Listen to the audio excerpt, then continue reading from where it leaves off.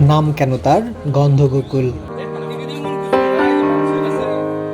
নামেই যেন একটা সুগন্ধি ভাব। দেখতে অনেকটা দেশি বিড়ালের মতো এই প্রাণী। নিরীহ স্বভাবের এই প্রাণীটি বিভিন্ন এলাকায় ডাকা হয় বিভিন্ন নামে। গন্ধগোকুল, ছোট বাগডাস, ছোট খাটাস, গন্ধগুলা, হায়লাটালা ইত্যাদি নামে।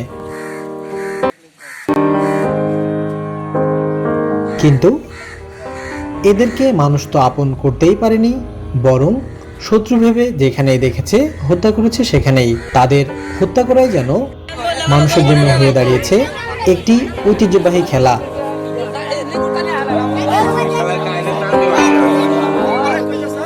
এদের খাদ্য তালিকা বিশাল। ধেনু ইঁদুর, গেছো ইঁদুর, কাঠবিড়ালি, পাখি, পাখির ডিম, ব্যাঙ, শামুক, এমনকি সুযোগ পেলে গেরস্তের হাঁস মুরগি, ছাগল